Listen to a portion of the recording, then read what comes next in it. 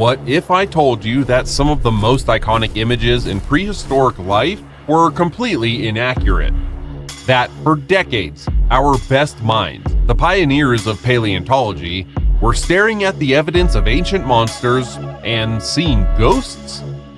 They imagined human ancestors that were actually pigs and assembled sea demons from the parts of 3 different animals.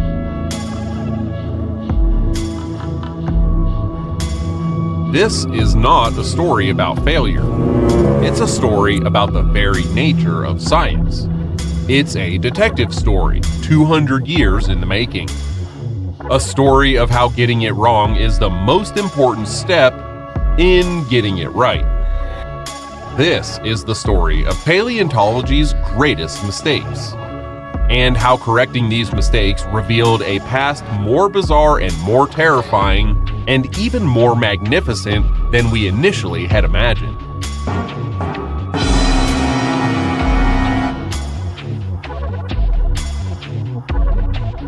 Our first story begins not with a complete monster, but with a single, solitary tooth.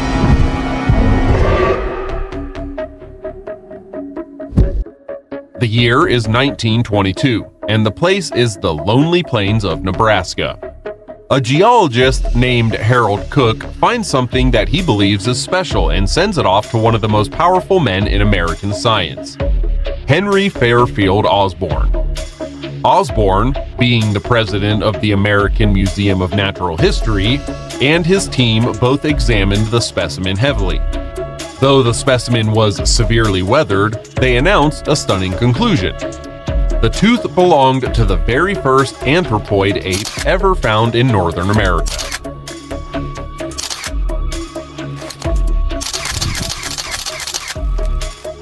They named it Hesperothecis haroldcooki, Harold Cook's ape of the Western world.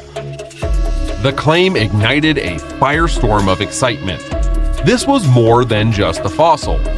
It arrived during the intense cultural battle of the Scopes monkey trial, which questioned the teaching of evolution itself. There was an intense desire for a definitive American human ancestor, a missing link to call their own.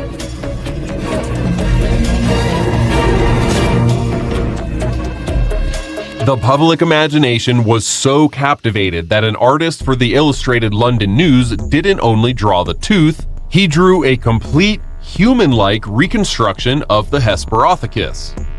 Even though Osborn himself dismissed the drawing as a figment of imagination of no scientific value, the image solidified idea in the public mind. An entire ancestor was built from a single, worn-down piece of evidence.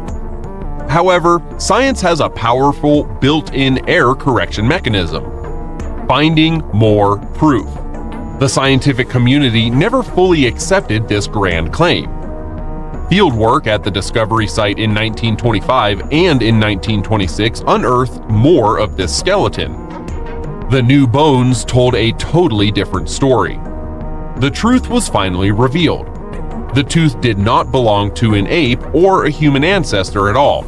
Rather, it belonged to an extinct species of peccary, a prehistoric pig.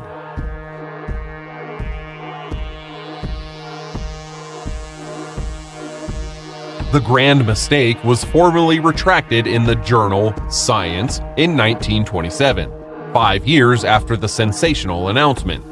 While the correction itself was swiftly performed, the episode was later used by creationalists to try to undermine the credibility of evolution, demonstrating how even science's ability to fix its own mistakes can be twisted by those with an agenda.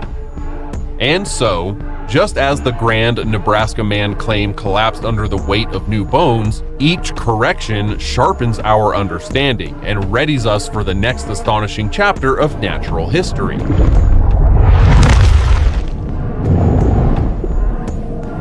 Now, we're going to travel much deeper in time, over 500 million years ago, to the Cambrian period when life was exploding in a riot of bizarre new forms. Our next mistake wasn't born from a single tooth, but instead from a creature so strange scientists couldn't see it even when it was right in front of them. It was a puzzle animal whose story, as one paleontologist famously wrote, was a tale of humor, error, struggle, frustration, and more error. The mystery began in 1892, when a scientist described what he thought was the body of a strange crustacean, naming it Anomalocaris, meaning abnormal shrimp. Separately, another legendary paleontologist, Charles Walcott, found other strange fossils in the famous Burgess Shale. He discovered what he believed was a type of jellyfish, which he called Pitoia. Walcott also found sharp and spiny claws that he thought were the legs or tails of some other animals. For nearly a century, these pieces were cataloged as belonging to three completely different creatures from fundamentally different branches of the animal kingdom. The problem was that the animal these parts belonged to had a body plan so utterly alien it had no modern comparison. It was a monster of circumstance, assembled by accident in the drawers of museum collections. The breakthrough didn't come until 1985. After meticulously re-examining these disparate fragments and looking at newer and more complex specimens, researchers then had a stunning realization. The abnormal shrimp wasn't a body. It was one of two massive, spiny feeding appendages. The jellyfish wasn't a jellyfish at all. It was the creature's circular, disc-like mouth. When the puzzle was finally solved, it revealed the Cambrian's apex predator. Anomalocaris was a giant for its time, a formidable hunter of the ancient seas. This remarkable transformation from a collection of unrelated fossils into a single and terrifying predator serves us as a powerful metaphor for paleontology itself. The further back we go deep into time, the more the rules of life itself seem to change, forcing us to piece together a reality that is oftentimes stranger than what we could ever even imagine. But if reassembling bizarre parts can reveal an entire beast, slipping pieces apart can also cast a creature into a phantom form. And that brings us into our next chapter. This is about a creature that wasn't a puzzle, but rather a ghost. A colossal-sized bird that haunted museum collections for over an entire century. A creature with a wingspan stretching more than 15 feet, known by a bewildering array of different names. This is the story of Dasornis emunis, and how its true identity was lost in a fog of fragmentation and taxonomic confusion. For nearly 150 years, the scattered remains of this giant were given at least 6 different names and assigned to 4 different species. A piece of its arm bone, found in 1854, was mistaken for a completely different kind of bird. As other incomplete fragments were found over the decades, researchers then created new names like Megalornis and Dasornis, each trying to make sense of a new piece of a puzzle that they didn't know was even connected. The core reason for this long-standing confusion was the nature of the beast itself. Dasornis had bones that were incredibly thin-walled and therefore very fragile, making them very likely to break before they could even be fossilized. Consequently, almost every discovery was a shattered piece, offering a very incomplete picture. The situation was so dire that the very skull used to first name the genus Dasornis was so poorly preserved that scientists were still debating if it was even a pseudo-tooth bird as late as 1985. This is a perfect illustration of the challenges that paleontology offers. When you only have fragments to work with, it's easy to see many different animals instead of just one. The mystery was finally solved through the meticulous re-examination of old collections and the discovery of better fossils. The breakthrough came when paleontologist Gerald Mayer studied a beautifully preserved skull located at the Seckenberg Museum. His detailed analysis was conclusive. All of the large, disparate seabird bones that had been found in the London clay deposits for over a century belonged to a single species of giant pelagornithid. This led to the consolidation of all of the different names under one title, Dasornis emunis. Its story shows that scientific classification is not set in stone. It's a hypothesis that changes and improves as new and better evidence comes to light, turning what were ghosts into real animals. And so, our journey continues across oceans and epochs, to the sun-scorched plains of ancient Africa where an enigmatic giant was first dubbed the frightful sheep, setting the stage for another tangled tale of discovery and correction. Our next case takes us to the sun-bathed plains of ancient Africa, to a time when giants were still roaming the landscape. Here, we unravel the story of a beast so massive and so strange that its discoverers could only dub it the frightful sheep.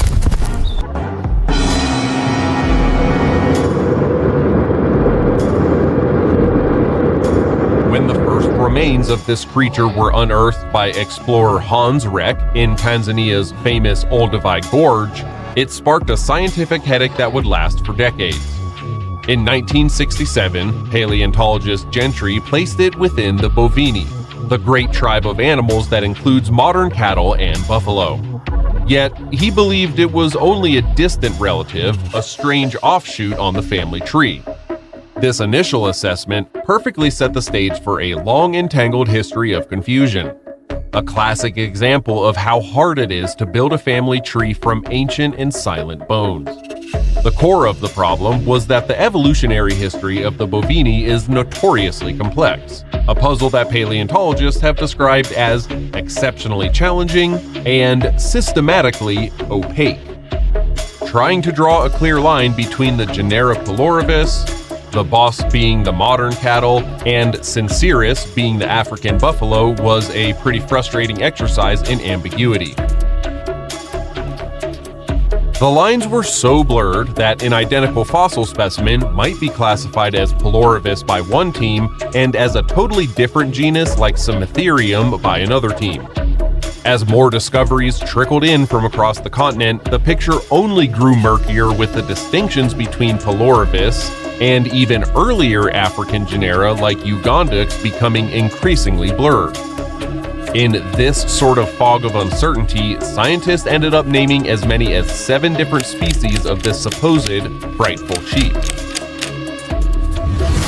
The most extensively documented of these was Piloribus oldowensis, a truly imposing beast defined by its immense, beautifully curved horn cores that stretched out for meters. But the real twist in the tale came from the last known species of the lineage, an animal that went by several names, including Piloribus antiquus.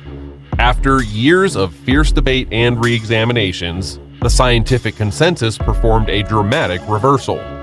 This creature was no frightful sheep, nor was it some bizarre distant cousin destined for extinction. The evidence now showed that it was Sincerus antiquus, the direct extinct giant ancestor of the African buffalo that we know today. While some paleontologists initially had reservations about this change, the new classification is now the prevailing view. This reclassification does more than merely swap a label. It rewrites an entire evolutionary chapter. It shows that classification is not a fixed truth, but a dynamic hypothesis, a framework that is constantly revised with new data.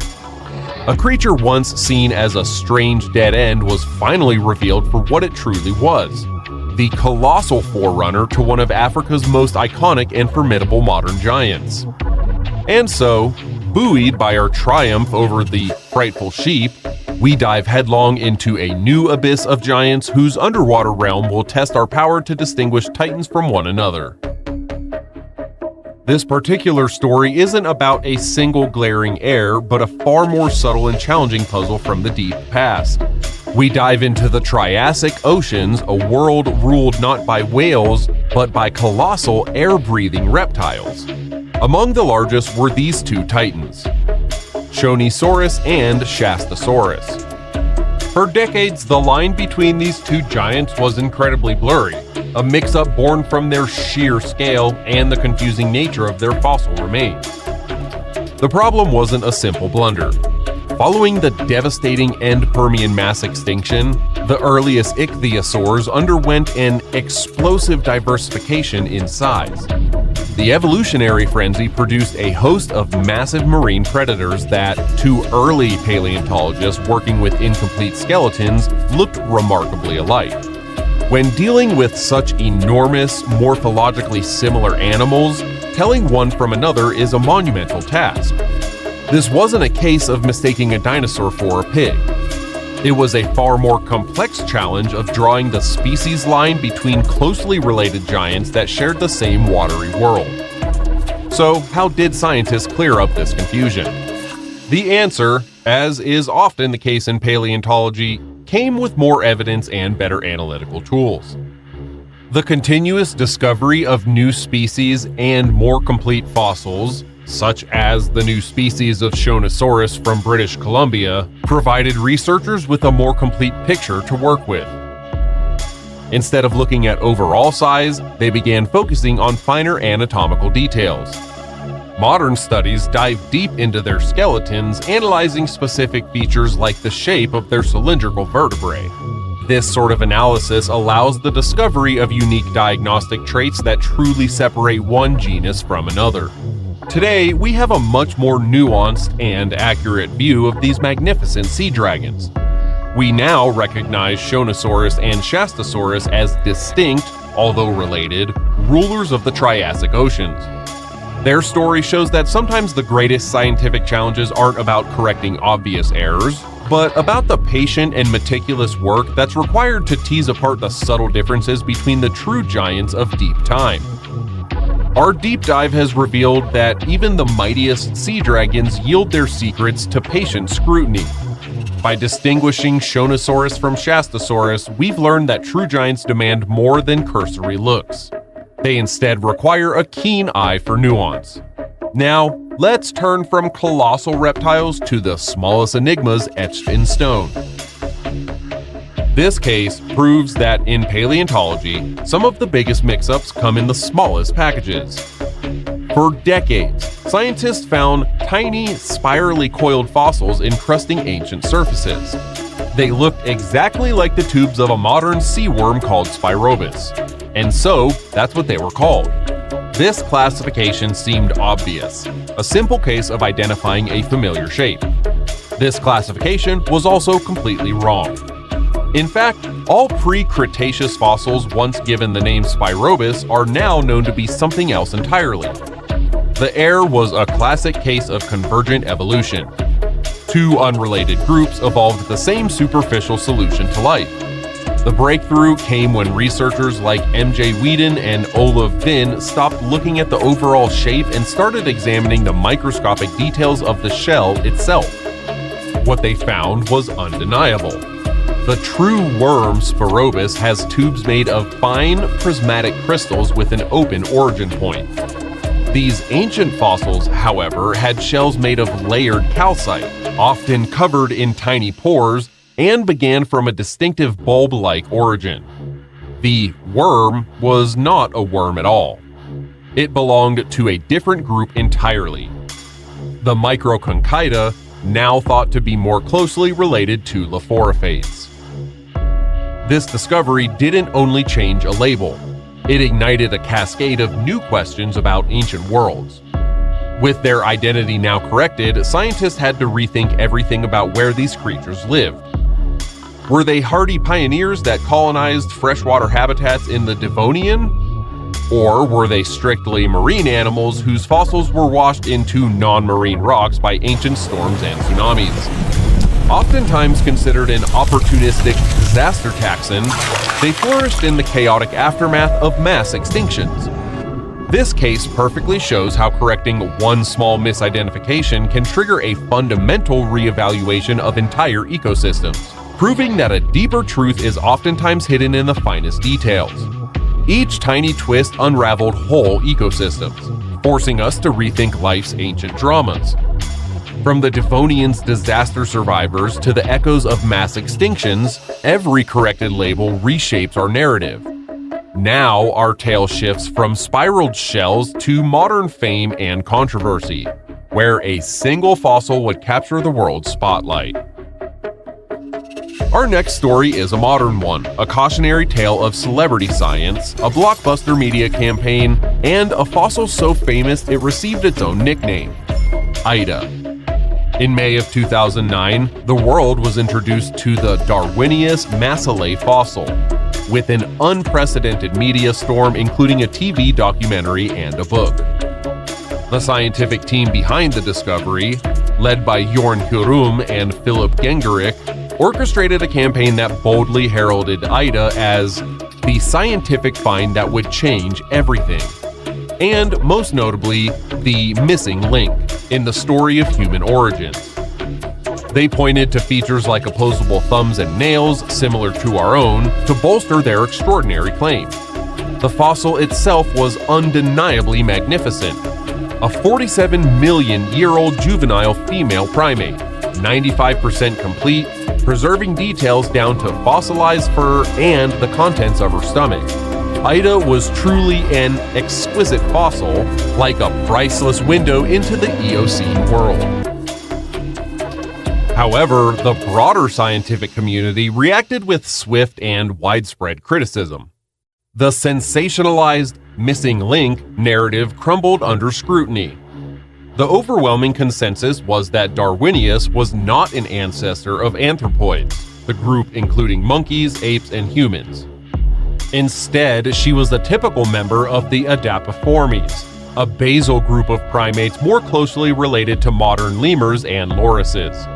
Critics pointed out that the describing scientists had examined only 30 anatomical traits to support their conclusion, a stark departure from the standard practice of comparing several hundred.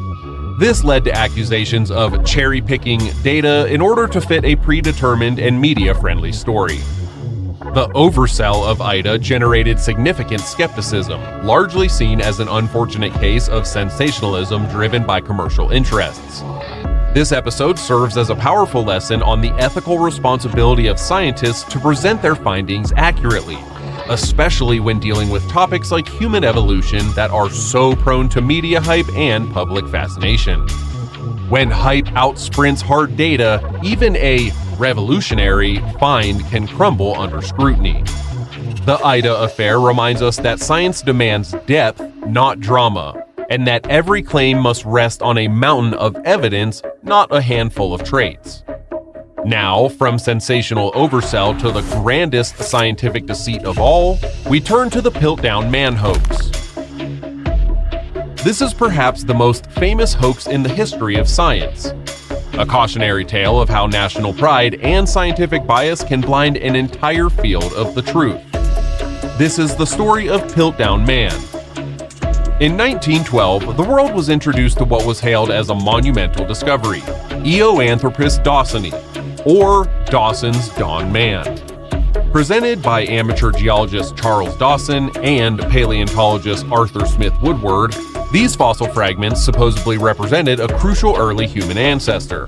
The discovery was celebrated, perfectly fitting the era's scientific expectations that a large, human-like brain evolved first. It also satisfies a deep nationalistic desire among the British to find their own ancient human, a first Briton to rival discoveries made elsewhere.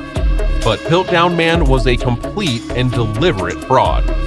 For 41 long years, the scientific community was deceived. The forgery was an elaborate composite, a medieval human skull combined with a 500-year-old orangutan jaw and chimpanzee teeth. The perpetrators had carefully stained the bones with chemicals to make them look ancient and even filed the teeth down to mimic human wear patterns. The hoax finally was unraveled in 1953 through a combination of rigorous scientific investigation. Kenneth Page Oakley's fluorine tests revealed the bones were far too young. Anatomists Joseph Wiener and Wilfred LeGros Clark observed that the teeth were artificially ground down and confirmed the jaw was undeniably ape-like. The final nail in the coffin came from carbon-14 dating, which would prove that the skull was only hundreds of years old, not hundreds of thousands. The damage was profound. Decades of research were wasted trying to fit the fake fossil into the human family tree. Even worse, legitimate finds like the Australopithecus skeleton from South Africa were dismissed because they contradicted the false Piltdown model. Piltdown Man stands as a stark reminder that science can be misled, but its foundation of empirical evidence and critical re-examination will ultimately expose the truth, however long it may take. Now, we leave the shadow of human hoaxes behind and turn to a dinosaur mystery that echoed throughout museums for decades.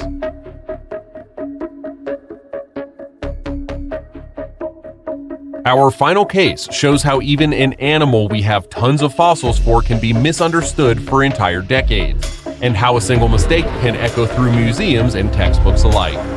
This is the story of Tenontosaurus tolleti, a common ornithopod dinosaur from the early Cretaceous. Despite being known from numerous skeletons, early reconstructions of Tenontosaurus were plagued by what paleontologists call legacy errors. For years on end, a small bone in its foot, the fifth metatarsal, was consistently misidentified or put in the wrong place. This wasn't just a simple mistake. It was an error that was replicated in the famous skeletons of other dinosaurs, including giants like Allosaurus and Tyrannosaurus rex. The error became so established that even the famed paleontologist John Ostrom mistakenly identified a Tenontosaurus foot bone as belonging to its predator, Deinonychus. This shows how easily an initial misinterpretation can become accepted fact, copied from one reconstruction to the other. Beyond its feet, its entire posture was imagined incorrectly.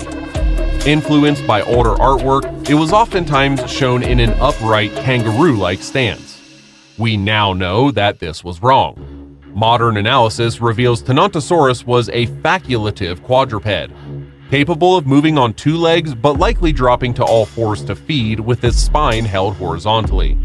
The biggest leap in understanding, however, came from technology, of course. For a long time, the skull of Tenontosaurus was poorly understood because most fossil skulls were crushed and distorted. However, by using high-resolution X-ray computed tomography, or CT scans, on an exceptionally well-preserved skull, scientists could digitally look inside the rock. This allowed them to create a complete and accurate 3D model, correcting the distortion caused by millions of years of pressure. This same technology also revealed the true structure of its hand for the first time, showing it only had claw-like bones on its first two fingers. Tenontosaurus is a powerful example of how modern tech is revolutionizing paleontology, allowing us to see past the imperfections of the fossil record and reveal the true anatomy of these incredible creatures. The story of paleontology's mistakes is, in the end, the story of its successes. It's a very human story, full of bias, ambition, and the simple desire to find something amazing. But it's guided by a process that, over time, weeds out the errors and gets closer to the truth. The very willingness to say, "we were wrong," is the scientific method's most powerful tool. The fossil record has been called an imperfect time capsule, a letter from deep time with parts faded, torn, and other parts that are hard to read. But with every new discovery, every new technology, and every corrected mistake, we learn to decipher that letter even more clearly. The story of what was once believed to be true brings us ever closer to the epic, incredible story of what once was. And the quest is far from over.